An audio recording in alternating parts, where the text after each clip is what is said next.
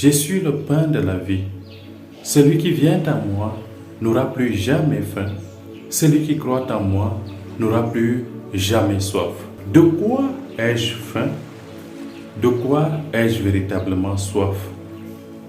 Est-ce de notre Seigneur qui me fait la promesse d'être pour moi le pain qui me donne la vie et qui me conduit à la vie éternelle pour mon bonheur, pour ma plus grande joie, pour ma plus grande paix?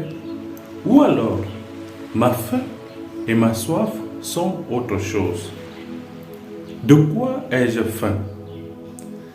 J'ai beaucoup plus faim d'un travail noble.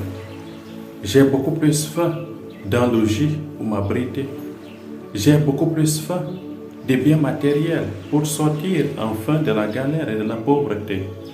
J'ai beaucoup plus faim des amis, d'un ami, d'une amie capable de m'aimer tel que je suis et tel que je me présente à lui ou à elle.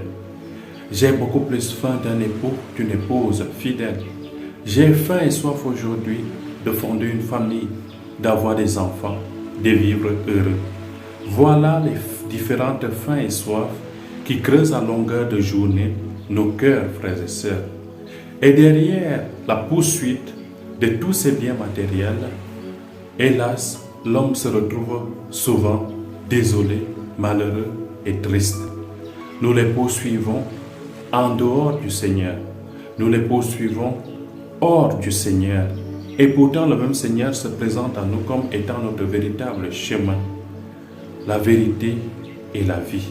C'est lui le sentier par lequel nous devons nous engager si nous voulons être heureux.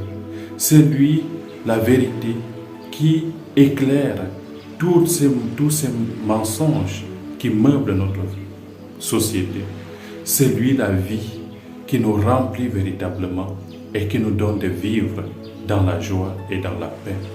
Ces véritables faim et soif qui creusent nos cœurs au-delà du Seigneur nous rendent donc d'une certaine manière malheureux.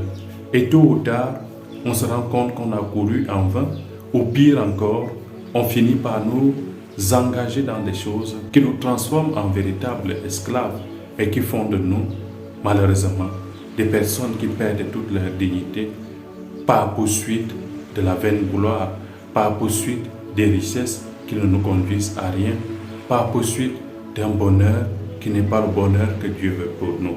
Nous aspirons au bonheur et ce bonheur ne peut nous être accordé que par le Seigneur. Si nos richesses ne concordent pas à la volonté de Dieu, on va, c'est vrai, se pavaner dans le monde entier pour faire croire aux gens que nous sommes puissants, que nous sommes heureux, mais au fond de nous, nous sommes vides, nous sommes secs comme un arbre dépouillé de toute sa sève. Nous devons d'abord rechercher à retrouver ce chemin que le Seigneur nous propose jusqu'à la vie éternelle. Amen.